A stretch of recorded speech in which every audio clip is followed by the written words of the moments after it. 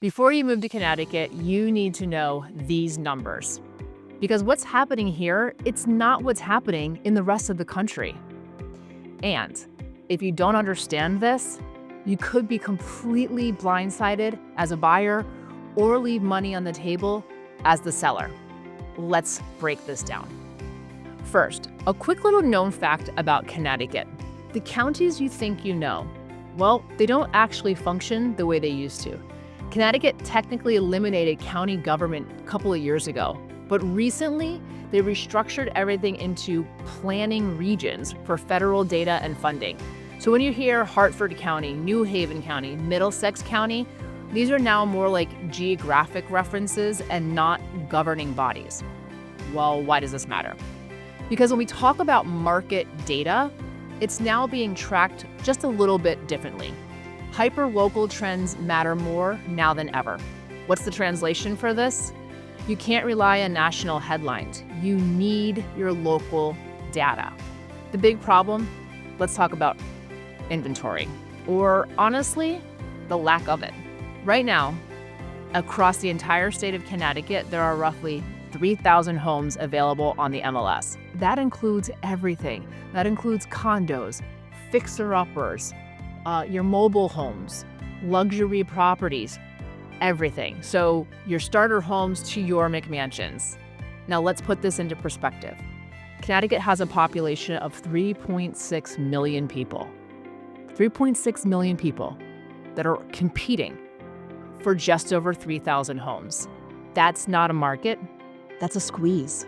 Let me show you what the numbers are actually telling us. According to the latest Smart MLS data as of March of 2026, active inventory is sitting around 3,300 homes. So what does that translate to in months of supply? Just 1.86 months. Let me translate that for you. A balanced market is typically 5 to 6 months of supply, and we're under 2. That is a deep seller's market territory. Now here's where it gets even more interesting. New listings are down almost 15% year over year. The buyer demand also down, but not nearly enough. Now, pending sales are down 24.2%. So yes, there are fewer buyers entering, but there are even fewer homes being listed. That's why prices are holding. That's why competition is still strong. That's why this market refuses to cool off. Let's talk about pricing. Median sale price in February, 385,000 people. Now this is statewide, and that's up 1.3% year over year, even with fewer sales happening. The days on market, just 26 days. That means homes are moving fast, and we're still seeing properties sell at or slightly above asking, around 1% over asking on average. Again, this is statewide. So let's be clear, prices, they are not going to be dropping. Homes, they are not sitting. And inventory is not improving. That's the trifecta of a seller's market. Now here's where things get a little confusing for people, because if you're watching national news, you're hearing something very different. You're hearing things like market is shifting, or buyers have more power, or things are balancing out. In many parts of the country, that is absolutely true. There are markets right now with 4, 5, even 6 months of inventory, and that's considered a neutral market. Some areas are even tipping into buyer's markets. But Connecticut, we're not there.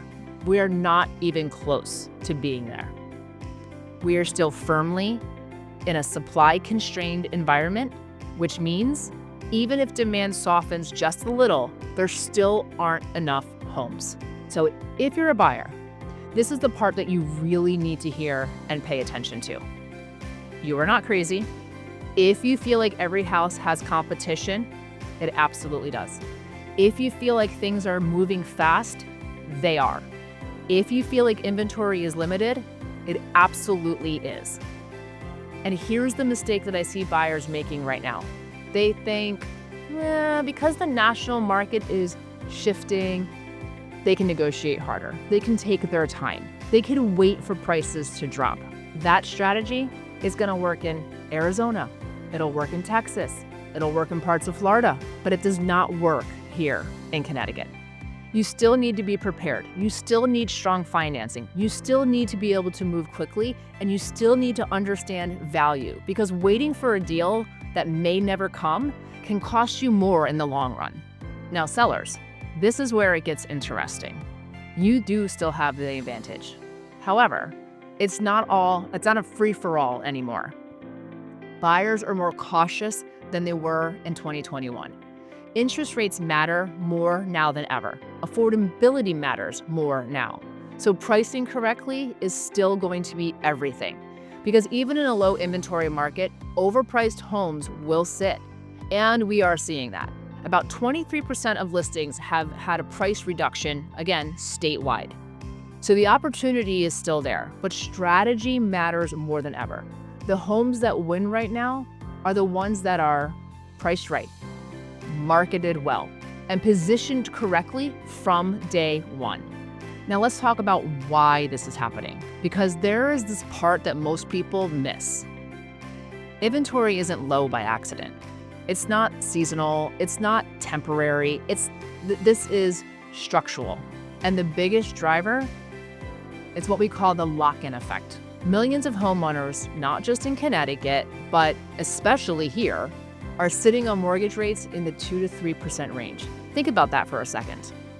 If you bought or refinanced in 2020 or 2021, your payment is locked in at historically low levels. Now fast forward to today. That same homeowner, if they sell, they buy something similar, or they're upgrading, they're stepping into 6%, maybe even 7% interest rate, which means that even if they buy the same price house, their monthly payment could jump hundreds, sometimes over $1,000 per month. So what do most people do? They stay put, and they don't list, and they don't move, and they don't upgrade, and they're just going to sit there in their house. And when thousands of homeowners make that same decision all at the same time, inventory dries up, and it's going to dry up fast. Now let's layer this in. Even people who want to move, they feel stuck because they can't justify doubling their rate. So instead of listing their home, they renovate, or they add on, or they make it work. And that's inventory that's never going to hit the market. And here's the part that really matters for Connecticut. We don't have the same level of new construction as other states. We're not Texas, we're not Florida. We're not building entire neighborhoods overnight. So we're not replacing the homes that aren't being listed, which creates a compounding effect. Less resale inventory, plus limited new construction equals chronic shortage. And then your demand steps in. You've got first-time buyers trying to break in. We've got move-up buyers that stuck but still watching. We've got downsizers or right-sizers who finally went out of their larger homes, and even some out-of-state migration into Connecticut from, let's say, New York or Massachusetts. And they're all competing for fewer and fewer homes. And that's why even though buyer demand has cooled slightly, it hasn't changed the market dynamic, because supply dropped faster than demand. And that's the key. This is not a demand problem, this is a supply problem.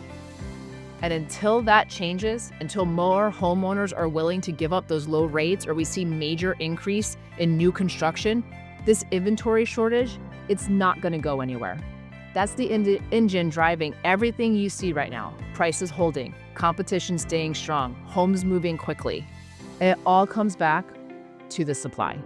So if you're thinking about buying or selling here or moving here, reach out. I want to walk you through exactly what this market means for you, for your situation, for your goals, for your timing. And if you want to understand what homes are actually selling for, not just what you see online, subscribe to the channel to get all the latest information on real estate here in Connecticut. I'm Devin with Dave Jones Realty, where we do everything but the packing.